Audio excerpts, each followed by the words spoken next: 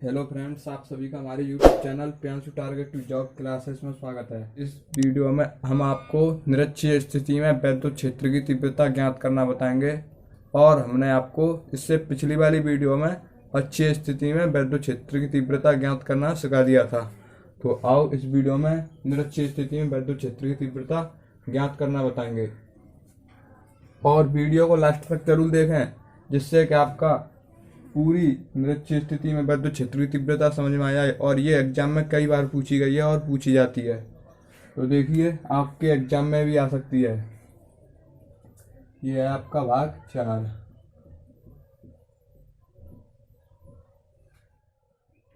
Heading आपकी वैद्युत द्विध्रुव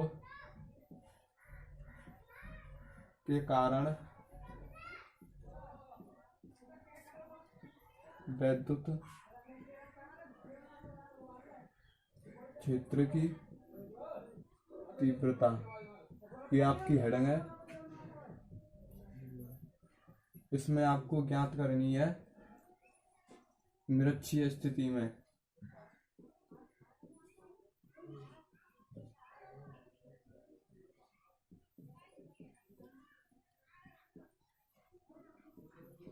हमने आपको अच्छी स्थिति पहले बता दी है। इस वीडियो में अब आपको हम निरक्षीय स्थिति बताएंगे।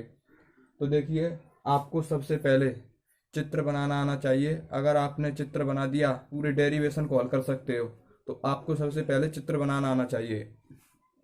तो देखिए यहाँ पर, और आप थ्योरी को तो इसी प्रकार लिख दोगे बहुत आसानी से, पर आपको चित्र बनाना आना चाहिए। तो देखिए चित्र कैसे बनाएंगे। आपके पास कोई वैद्युत द्विध्रुव है ए बी, जो दो आवेशों प्लस क्यू तथा माइनस क्यू से मिलकर बना है। दो आवेशों प्लस क्यू तथा माइनस क्यू आवेशों से मिलकर बना है। और देखिए इनके बीच की दूरी कितनी है, इनके बीच की दूरी 2L है। और बिंदु, इनके मध्य बिंदु पर एक बिंदु O है। ये मध्य बिंदु है, इस पर एक बिंदु O है। इससे R मीटर की दूरी पर एक बिंदु P है। यहाँ से देखिए R मीटर की दूरी पर एक बिंदु P है। इस पर हमें वैद्युत क्षेत्र की तीव्रता ज्ञात करनी है। और यहाँ पर आपके ये एंगल या कोण थीटा है और ये भी कोण थीटा है। तो यहाँ से देखिए ये बिंदु मध्य बिंदु O है, दो आवेशों से मिलकर बना है प्लस क्यू तथा माइनस क्यू। इनके बीच की दूरी 2L है। तो यहाँ से देखिए आप पहले किसी एक त्रिभुज को ले लीजिए। हमने मान लिया इतना वाला हिस्सा ले लिया, ये त्रिभुज ले लिया OAP। तो यहाँ से देखिए ये R है और ये L है। आपको ये निकाल लिया। ये थीटा के सामने वाली भुजा हमेशा लंब होती है। तो यहाँ देखिए ये लंब है और ये आधार है और ये कर्ण है। तो आपको ये कर्ण निकाल ली है। तो देखिए कर्ण बराबर होता है आपका रूट में लंब का स्क्वायर प्लस आधार का स्क्वायर। तो यहाँ से देखिए कर्ण कैसे निकालेंगे, ये आपका फॉर्मूला होता है कर्ण निकालने का। लंब क्या है आपका, लंब है आपका R स्क्वायर। लंबा R है तो इसका स्क्वायर हो गया R स्क्वायर प्लस आधार क्या आपका L। तो ये L स्क्वायर रूट में, ये आपकी कर्ण आ गई। इसी प्रकार यहाँ पर ये कर्ण यहाँ से प्राप्त की है हमने और यहाँ लिखी है। आपकी समझ में आ गया होगा। तो देखिए इसी प्रकार ये भी दूरी L और ये भी R है, ये लंब है और ये आधार है। तो कर्ण निकालेंगे इसी प्रकार, ये भी निकल आएगी। तो ये रूट में R square plus L square कर्ण होगी और यहाँ पर ये रूट में R square plus L square होगी। आपकी समझ में आ गया होगा। अब हम इसे मिटा रहे हैं, ये तो हमने आपको समझाने के लिए बताया था।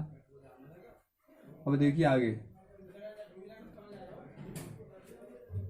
ये आपका एंगल थीटा है। हमने ये रेखा आगे बढ़ाई। तो यहाँ देखिए प्लस क्यू आवेश के कारण हमें एक वैद्युत क्षेत्र E1 प्राप्त हुआ और यहाँ पर इस माइनस क्यू आवेश के कारण ये E2 प्राप्त हुआ। बिंदु P पर हमें वैद्युत क्षेत्र की तीव्रता ज्ञात करनी है। तो यहाँ देखिए ये बिंदु P है, ये E1 है वैद्युत क्षेत्र। अब देखिए आपको हम एंगल बताते हैं।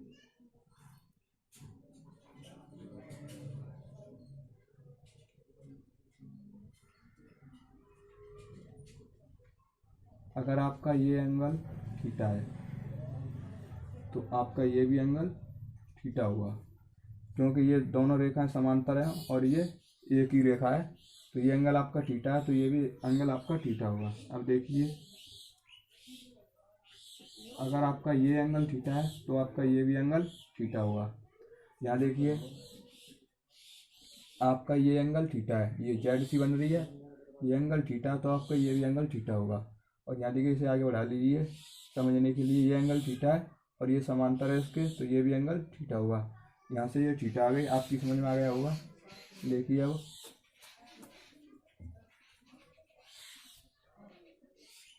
अब देखिए, लंबवत और ऊर्ध्वाधर घटक कैसे तोड़े हैं, ये कैसे आया। हमने ये इतना पोर्शन उठाया और यहाँ लिख लिया है अलग समझाने के लिए। तो देखिए, इसे समझना है आपको। ये बिंदु P है, ये रेखा ऊपर जा रही है, और ये E है विद्युत क्षेत्र, ये E आ गया, ये E2 आ गया और ये E1 आ गया। ये एंगल आपके थीटा है, ये थीटा है, ये भी थीटा है। देखिए, ये कहाँ से आए, ये आए। आपको एक बात बताता हूँ, और ये बात आपको याद रखनी है। जिस एंगल से रेखा कोण बना रही होगी उसके साथ हमेशा कॉस आएगा, और जिससे कोण नहीं बना रही होगी उसके साथ हमेशा साइन आएगा। तो यहाँ पर देखिए, आप जिंदगी में कभी नहीं भूलोगे ये साइन कैसे आता है, यहाँ कॉस कैसे आता है। तो देखिए, ये थीटा है, ये रेखा है आपकी, ये इसके साथ एंगल बना रही है, तो इसके साथ हमेशा क्या आएगा, कॉस। तो ये हो गया आपका E2 कॉस थीटा। अब देखिए, ये E1 है, इसके साथ कौन बना रही है, तो ये हो गया आपका E1 कॉस थीटा, क्योंकि इसके साथ कौन बना रही है। तो देखिए, यहाँ पर कोई कोण नहीं है, तो इसका ऊर्ध्वाधर घटक हो जाएगा E1 साइन थीटा। जिसके साथ कोण नहीं आता उसे साइन में तोड़ते हैं, तो ये होगा आपका E1 साइन थीटा। इसी प्रकार देखिए, ये इसके साथ कोई कोण नहीं है, तो ये होगा आपका E2 साइन थीटा। आपकी समझ में आ गया होगा। अब देखिए, ये E बराबर हो गया आपका E1 cos theta plus E2 cos theta, क्योंकि एक ही रेखा पर बन रहे हैं तो जुड़ जाते हैं।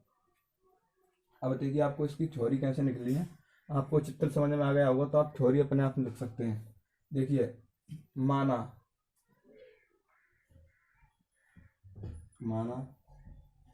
एक वैद्युत द्विध्रुव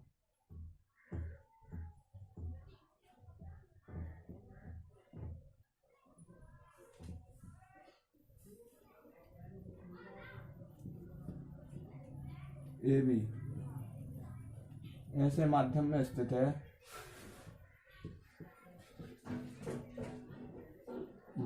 स्थित है, जिसका परावैद्युतांक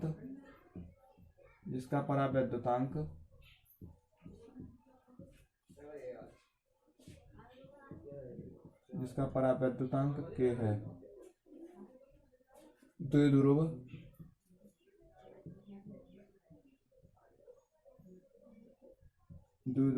दो आवेशों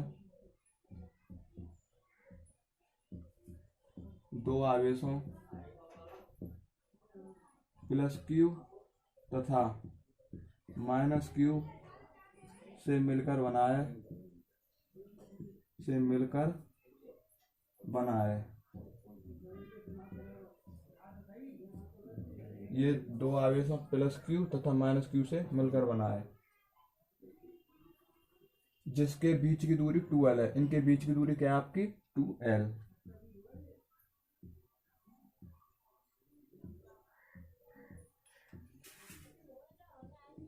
बीच की दूरी 2L है। इनके मध्य बिंदु पर एक बिंदु O है,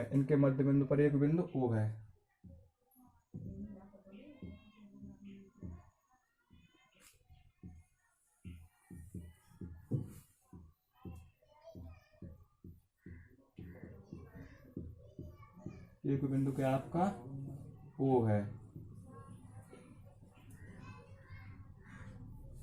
और देखिए, इनके मध्य बिंदु पर O है। बिंदु O से R मीटर की दूरी पर एक बिंदु P है। बिंदु O से R मीटर की दूरी पर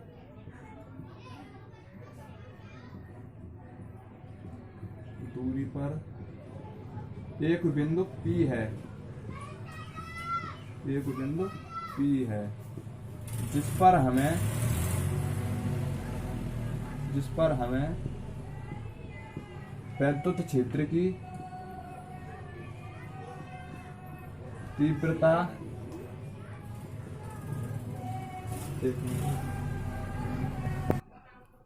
तो यहां से देखिए जिस पर हमें विद्युत क्षेत्र की तीव्रता क्षेत्र रहेगा क्षेत्र विद्युत क्षेत्र की तीव्रता ज्ञात करनी है।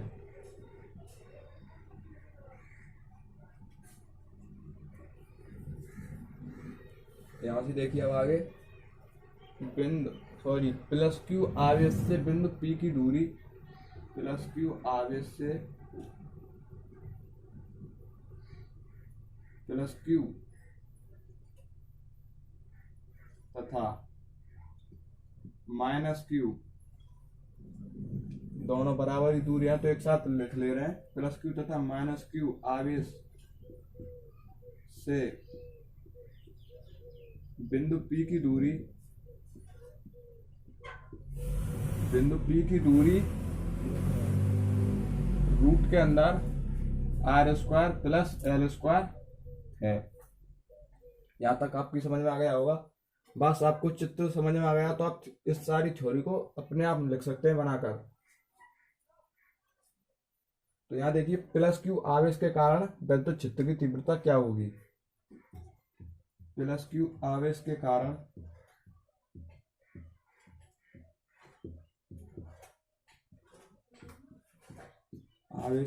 विद्युत क्षेत्र की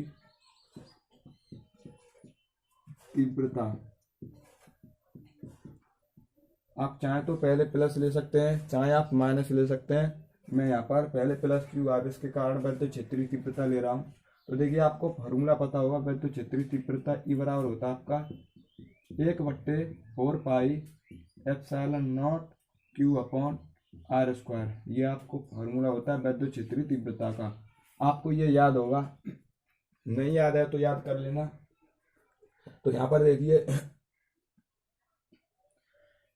प्लस क्यू आवेश के कारण ले रहे हैं तो इस पर विद्युत क्षेत्र की तीव्रता क्या है, E1 है। तो देखिए E1 बराबर 1/4 पाई एप्सिलॉन नॉट के क्यू अपॉन r²। वहां पर r दूरी थी, यहाँ पर दूरी क्या है आपकी, प्लस क्यू से बिंदु P की दूरी क्या है, r रूट के अंदर r² प्लस l²। तो यहाँ देखिए दूरी क्या है आपकी रूट के अंदर r² plus l²। Q upon plus Q आवेश के कारण लेना क्यू अपॉन r²। r की वैल्यू क्या है, रूट के अंदर r² प्लस l²।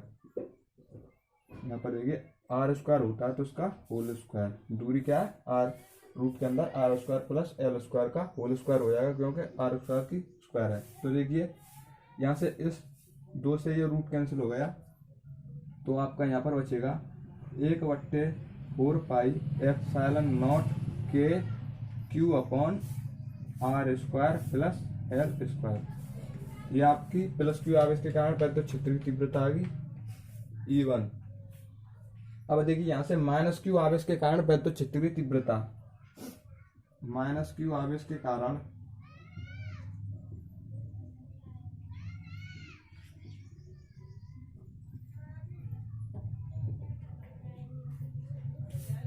विद्युत क्षेत्र की तीव्रता, यहाँ से देखिए माइनस क्यू आवेश के कारण विद्युत क्षेत्र की तीव्रता क्या होगी, E2 बराबर 1/4 पाई एप्सिलॉन नॉट के। दूरी समान है तो विद्युत क्षेत्र की तीव्रता भी समान होगी, क्यू अपॉन रूट के अंदर r² प्लस l² का होल स्क्वायर।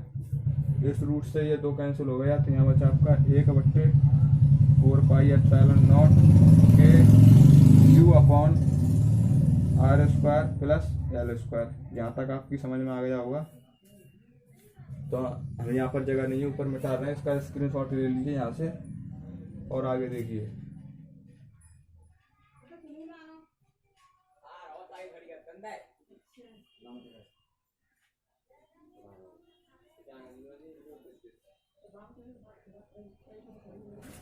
देखिए यहाँ से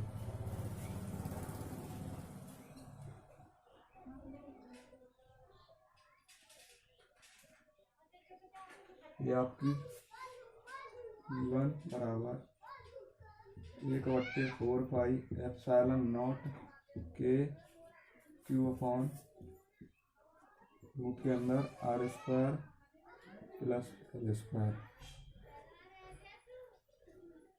इसे दोबारा से लिख लीजिए, रूट के अंदर R² प्लस L² का ये आपका होल स्क्वायर है। तो यहाँ से ये बचा, यहाँ पर इस 2 से ये रूट कैंसिल हो गया था। तो देखिए अब आगे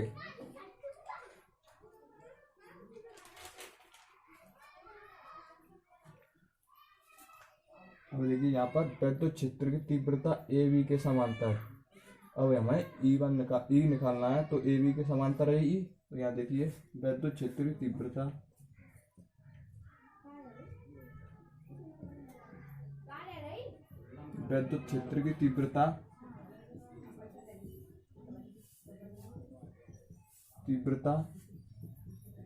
ए बी के समांतर।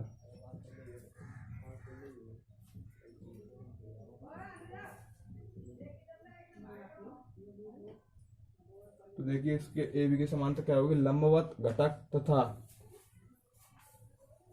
क्षैतिज घटक में वियोजित करने पर। तो देखिए यहाँ से लंबवत घटक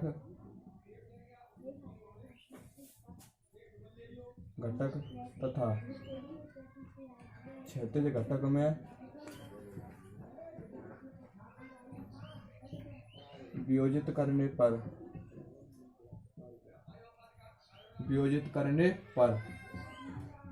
तो यहाँ से देखिए ये ऊर्ध्वाधर घटक या लंबवत घटक आपके समांतर हैं और बराबर मतलब विपरीत दूरी पर हैं, तो ये एक दूसरे को निरस्त कर देंगे। लंबवत घटक बराबर तथा विपरीत होने के कारण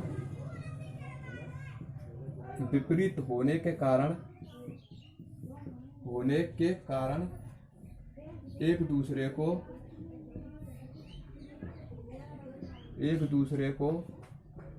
निरस्त कर देंगे। ये विपरीत होने के कारण एक दूसरे को निरस्त कर देंगे। तो यहाँ से देखिए तथा क्षैतिज घटक क्या होंगे आपके, क्षैतिज घटक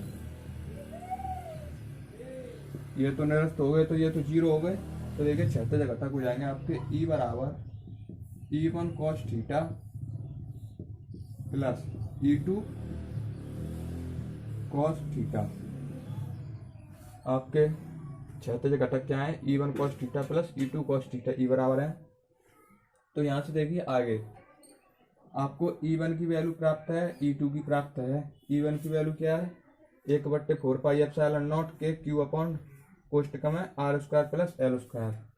यहाँ से देखिए E2 की वैल्यू आपकी 1/4 पाई एप्सिलॉन नॉट के q upon R² plus L²। ये आपकी E2 की वैल्यू प्राप्त है। आपको cos थीटा की वैल्यू प्राप्त नहीं है, तो आपको क्या cos थीटा की वैल्यू प्राप्त करनी है। तो यहाँ से देखिए cos थीटा बराबर होता है आपका आधार बट्टे करण। cos थीटा बराबर होता है आधार बट्टे करण। यहाँ लिख लीजिए त्रिभुज OAP में तो cos थीटा बराबर हो जाएगा आपका आधार बट्टे करण। आधार क्या आपका L, करण क्या आपका L बट्टे रूट के अंदर R² प्लस L।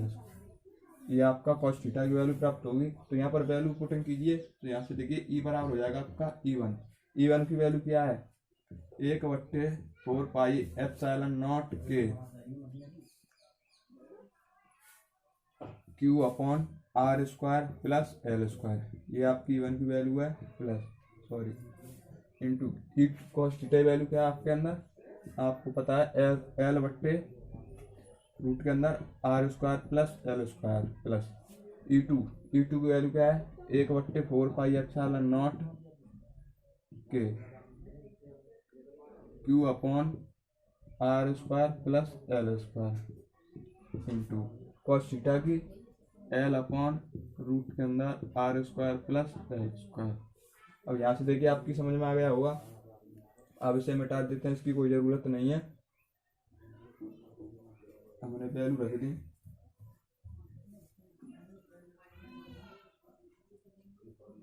तो देखिए यहाँ से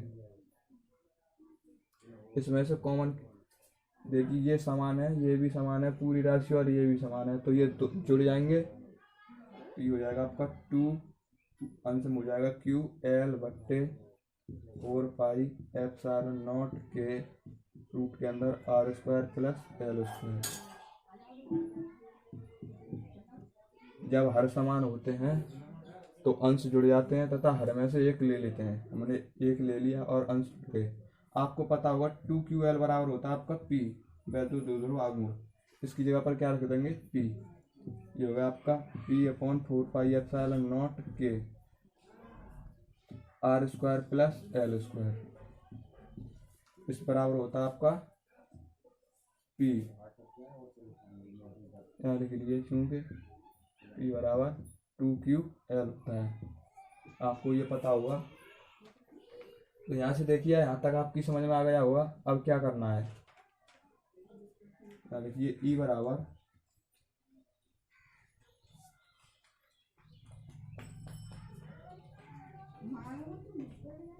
और 1 मिनट, अभी ये छूट गया यहाँ पर, ये और लिखना है। देखिए ये घात 1 है और ये 1/2 है, तो ये घात हल करेंगे तो ये हो जाएंगे आपकी 3/2। ये कैसे आई, देखिए यहाँ पर देख लीजिए, किसी संख्या की पावर x है, मान लीजिए इस x इंटू एक्स की पावर 1/2। रूट को हम 1/2 लिखते हैं, तो इसको गुणा करेंगे, गुणा करने पर घातें जुड़ती हैं। तो देखिए x की पावर हो जाएगी 1 प्लस 1/2। यहाँ देखिए 2 1 2 प्लस 1 3/2। इसी प्रकार यहाँ पर किया हमने, आपकी समझ में आ गया होगा। तो देखिए यहाँ से आगे E बराबर आर एल एल का मान आर स्क्वायर की अपेक्षा बहुत छोटा है। लिख लीजिए एल का मान आर की अपेक्षा बहुत छोटा है,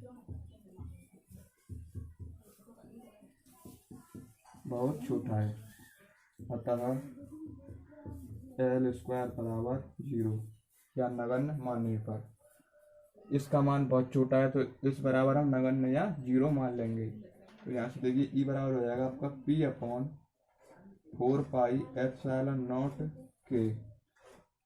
ये तो आपका 0 हो गया एल की जगह पर, आर स्क्वायर बचा यहाँ पर की घात 3/2। इस घात से ये 2 कैंसिल हो गया, तो यहाँ बचा आपका P/4 पाई एप्सिलॉन नॉट के आर की घात 3। ई बराबर आएगा आपका ये P/4 पाई एप्सिलॉन नॉट के आर की घात 3। अब यहाँ से देखिए निर्वात अथवा, इसे मिटा लीजिए यहाँ पर,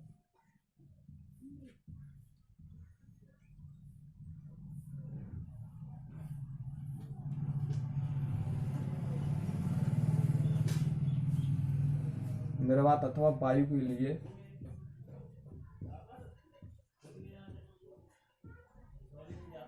निर्वात अथवा वायु के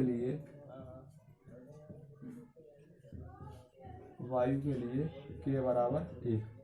ये निर्वात अथवा वायु के लिए के बराबर 1 मान लिया जाता है और ये आपको क्वेश्चनों में भी मानना है। तो यहाँ देखिए के बराबर 1 रखते हैं, तो ये हो जाएगा आपका 1/4 पाई एप्सिलॉन नॉट। ई बराबर चल रहा, मैंने ये अलग लिख ली, 1 इंटू P/r की घात 3। ये आपका फॉर्मूला प्राप्त हो गया आपको निरक्षीय स्थिति में विद्युत क्षेत्र की तीव्रता का। आपकी समझ में आ गया होगा।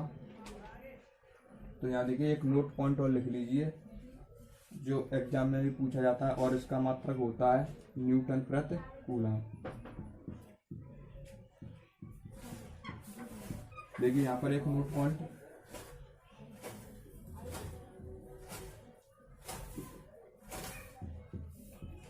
ये बहुत ही ज़्यादा मोस्ट इम्पोर्टेंट है। अच्छी स्थिति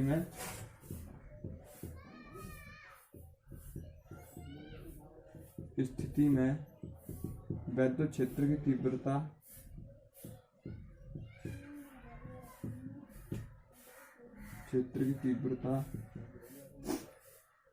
निरक्षीय स्थिति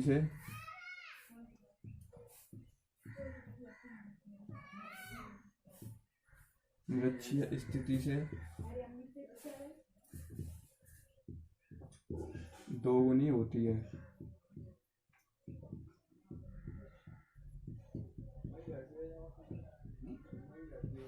देखिए, अच्छी स्थिति में विद्युत क्षेत्र की तीव्रता होती थी 1/4πε0 2p/r की घात 3। ये निरक्षीय स्थिति में होती थी, यहाँ 2 होता था तो ये दुगनी होगी। और निरक्षीय स्थिति में होती है 1/4πε0 p/r की घात 3 और अच्छी स्थिति में यहाँ 2 आती थी, दुगनी होती है। यानी कि हम कह सकते हैं अच्छी स्थिति में विद्युत क्षेत्र की तीव्रता निरक्षीय स्थिति की दुगनी होती है। आपकी समझ में आ गया होगा। और वीडियो पसंद आए तो लाइक करें तथा कमेंट में बताएं आपको वीडियो कैसी लगी। तो इस वीडियो में इतना ही, हम मिलते हैं आपको अगली वीडियो में। जय हिंद दोस्तों। और वीडियो को लाइक जरूर करें और अपने दोस्तों के साथ शेयर करें। जय हिंद दोस्तों।